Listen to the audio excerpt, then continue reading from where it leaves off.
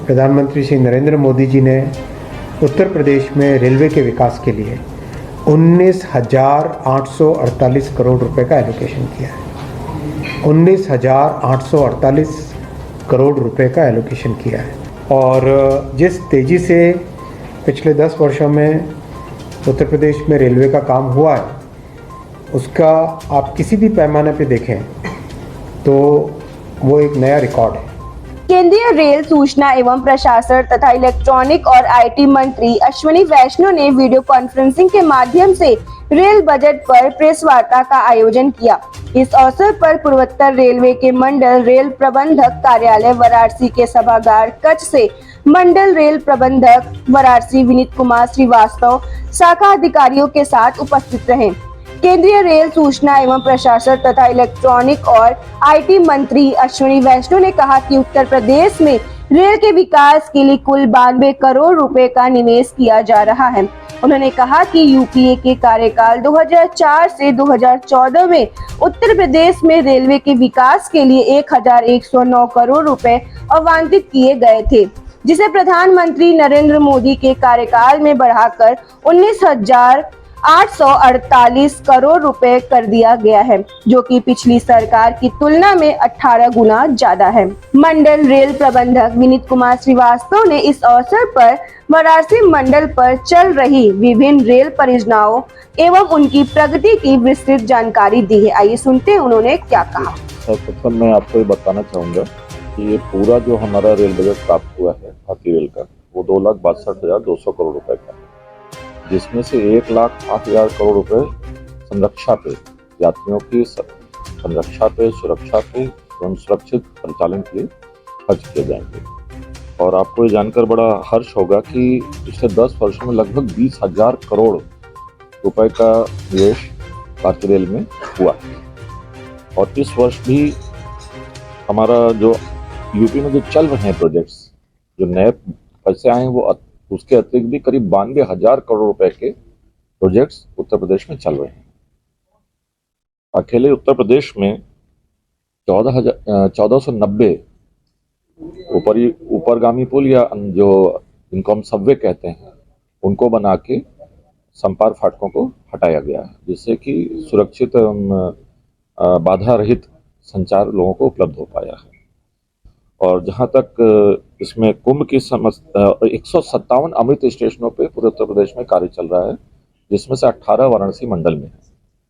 यह स्टेशनों का जो चुनाव किया गया है, वो जहाँ यात्रियों के संख्या के आधार पे किया गया है स्टेशनों का चुनाव, और इन स्टेशनों को इस प्रकार से विकसित किया जाएगा कि ये उस शहर या कस्बे के केंद्र के रूप में विकसित हो।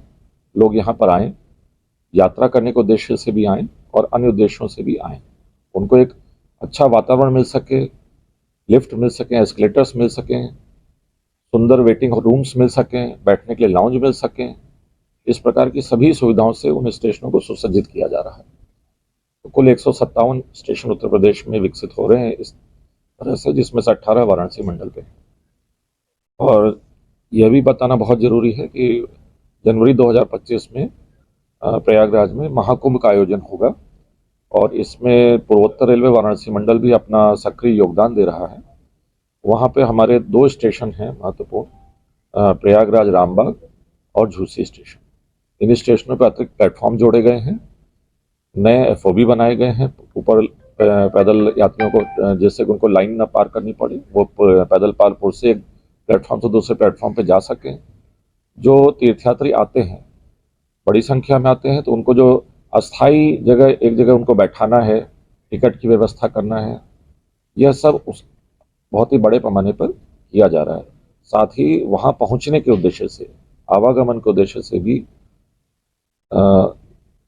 बनारस और प्रयागराज के बीच में 3 जगहों पर, जीटी रोड पे एक जगह वाराणसी मंडल द्वारा एक रोड ओवरब्रिज बनाया जा रहा है, 2 जगह अंडरपास भी बनाए जा रहे हैं, जिससे कि लोगों को सुरक्षित और सुगम रास्ते से वो प्रयागराज पहुंच सके, महाकुंभ में अपना तीर्थ यात्रा कर सके।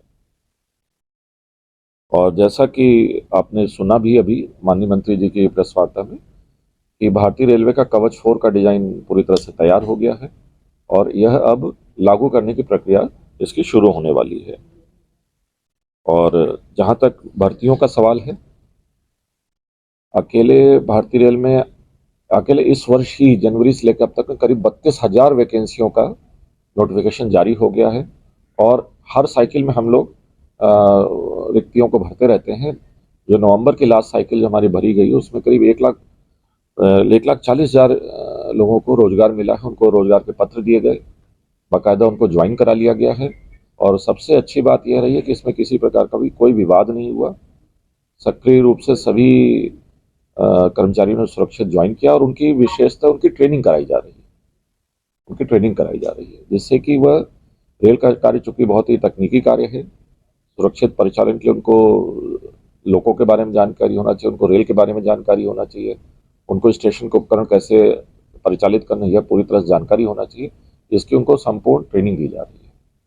और यह भी बताना मेरे विचार से बहुत आवश्यक है आपको कि वाराणसी मंडल की अगर विशेषता बात करें तो आपको जानकर हर्ष होगा कि जैसा कि माननीय मंत्री जी ने भी बताया कि पूरा उत्तर प्रदेश का सारा संपूर्ण रेल ढांचा विद्युतीकृत हो चुका है। तो वाराणसी मंडल का भी सारा जिसमें कुछ हिस्सा हमारा बिहार प्रदेश में भी आता है, वह भी पूरी तरह से विद्युतीकृत हो चुका है। विद्युतीकृत होने से ऊर्जा में बचत है, गाड़ियों की ज़्यादा गाड़ियाँ चलाने में मदद होती है। और न केवल ये बल्कि जो हम नई लाइनें बना रहे हैं, डबल लाइन बना रहे हैं, जैसा कि माननीय मंत्री जी ने आपको बताया कि 490 किलोमीटर प्रति वर्ष की दर से पिछले 10 वर्षों में नई लाइनें जुड़ी हैं उत्तर प्रदेश में। और आपको हर्ष होगा, इसमें से अकेले वाराणसी मंडल में ही पिछले 2 सालों में करीब 360 किलोमीटर करीब नई लाइनें दोहरीकरण जुड़े हैं। और न केवल दोहरीकरण बल्कि जिन खंडों में यातायात अधिक है वहाँ तीसरी लाइन का प्रावधान भी किया गया है। उदाहरण के तौर पे गोरखपुर से कुसमी के बीच में 3 लाइनों का प्रावधान कर दिया गया है। इसी तरह से छपरा और छपरा कचहरी के बीच में भी 3 लाइनों का प्रावधान कर दिया गया है।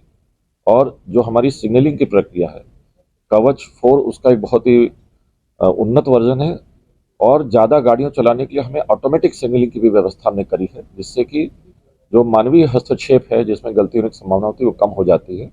तो इस प्रकार से हमारे यहाँ करीब 50 किलोमीटर में सेक्शन में ऑटोमेटिक सिग्नलिंग भी लागू कर दी गई, जिससे कि ज़्यादा गाड़ियाँ चल पा रही हैं और ज़्यादा सुरक्षा भी हम सुनिश्चित कर पाए।